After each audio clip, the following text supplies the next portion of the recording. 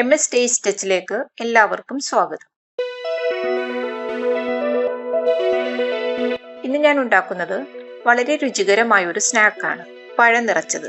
എളുപ്പത്തിൽ അധികം എണ്ണയൊന്നുമില്ലാതെ വളരെ ഹെൽത്തി ആയ ഒരു പഴം നിറച്ചതാണിത്. ഇതിനായി ഞാൻ 3 ഏത്തപ്പഴം എടുത്തിട്ടുണ്ട്. ആവശ്യത്തിന് പഴുത്ത പഴം വേണം എടുക്കാൻ.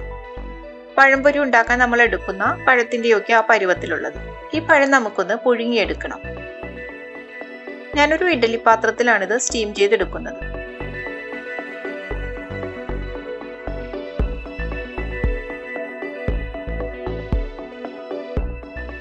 ഇത് വേവുന്ന സമയം കൊണ്ട് നമുക്കിതിന്റെ ഫില്ലിംഗ് റെഡിയാക്കി എടുക്കാം. ഒരു പാൻ അടുപ്പിൽ വെച്ചിട്ടുണ്ട്. 1 ടേബിൾ സ്പൂൺ നെയ്യ് ഒഴിച്ചിട്ട് 2 ടേബിൾ സ്പൂൺ കാഷ്യൂ നട്ട്സ് ഇട്ടൊന്ന് ഫ്രൈ ചെയ്തെടുക്കാം. കാഷ്യൂ നട്ട്സ് ചെറുതായി അരിഞ്ഞാണ് ചേർക്കുന്നത്. ഇതിന്റെ കളർ മാറി വന്നിട്ടുണ്ട്. ഇനി 2 ടേബിൾ സ്പൂൺ ഉണക്കമുന്തിരിയും കൂടി ചേർക്കാം. ഇനി നമുക്കിതിലേക്ക് 1/4 കപ്പ് തേങ്ങ ചിരവിയത് ചേർക്കാം.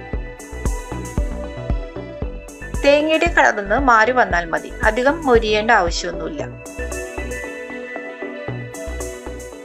ഇതിലേക്ക് ഇനി 3 ടീസ്പൂൺ ശർക്കര മെൽറ്റ് ചെയ്തത് ചേർക്കാം.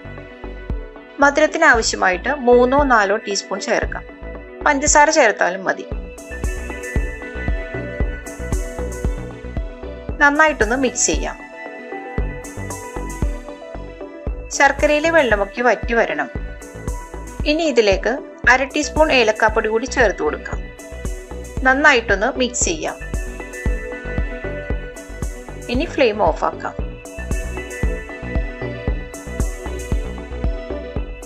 പഴം ഇപ്പോൾ നന്നായി വെന്ത് വന്നിട്ടുണ്ട്. ഇനി ഇതിന്റെ ചൂടൊന്ന് ആറി വരണം. ഇതിനായി നമുക്കൊരു ബാറ്റർ കൂടി തയ്യാറാക്കണം. 2 ടേബിൾ സ്പൂൺ മൈദ എടുത്തിട്ടുണ്ട്. ഇതിലേക്ക് 1/2 ടീസ്പൂൺ പഞ്ചസാര ചേർക്കാം. 2 നുള്ള് ഉപ്പ് കൂടി ചേർക്കാം. ഇനി കുറേശ്ശെ വെള്ളം ചേർത്ത് നന്നായി മിക്സ് ചെയ്ത് കൊടുക്കാം.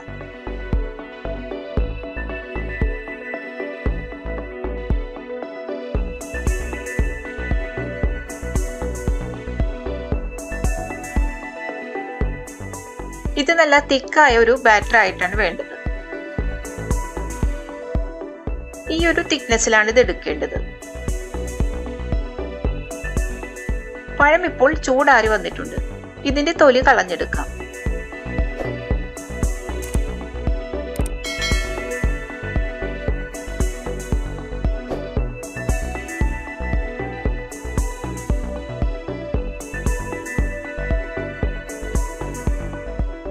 ഇനി പഴത്തിന്റെ നടുഭാഗം ഇതുപോലെ ഒന്ന് സ്ലിറ്റ് ചെയ്ത് കൊടുക്കണം. പഴം മുറിഞ്ഞു പോകാത്ത വിധത്തിൽ ഇതുപോലെ കട്ട് ചെയ്തെടുത്താൽ മതി.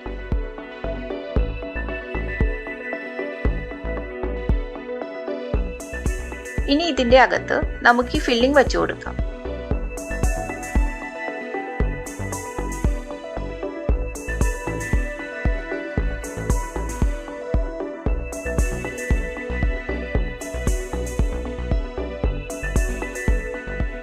കൈകൊണ്ട് ഇതുപോലെ ഒന്ന് പ്രസ് ചെയ്ത് വെച്ചു കൊടുക്കാം. ഇനി ഇതിന്റെ മുകളിൽ ബാറ്റർ പുരട്ടി കൊടുക്കാം.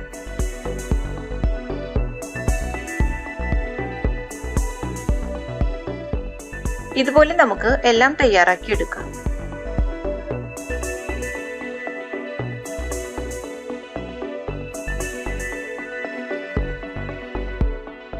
ഇനി ഈ പാനിലേക്ക് 1 ടീസ്പൂൺ നെയ്യ് ഒഴിച്ചു കൊടുക്കാം.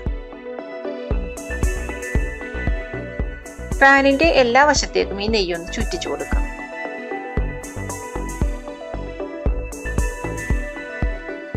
ഇനി ഈ പഴം നമുക്ക് ഈ പാനിലേക്ക് വെച്ചു കൊടുക്കാം. ബാറ്റർ പുരട്ടിയ ഭാഗം താഴെ വരുന്ന വിധത്തിൽ വെച്ചു കൊടുക്കാം.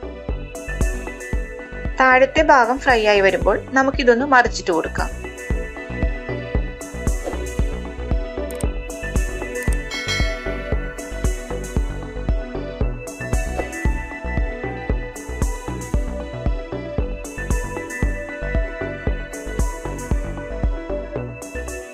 ഇനി തിരിച്ചു മറിച്ചുമൊക്കെ ഇട്ട് എല്ലാ വശവും ഒരു ഗോൾഡൻ കളറാക്കി എടുക്കണം.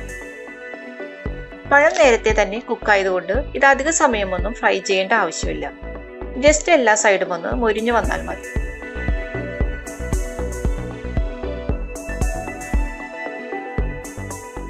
ഇപ്പോൾ ഇത് റെഡി ആയിട്ടുണ്ട്. നമുക്കിതൊരു പാത്രത്തിലേക്ക് മാറ്റാം.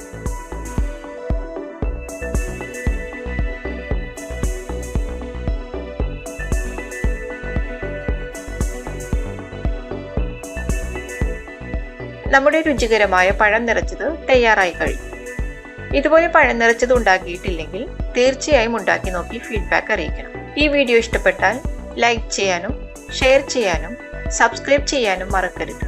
Thank you.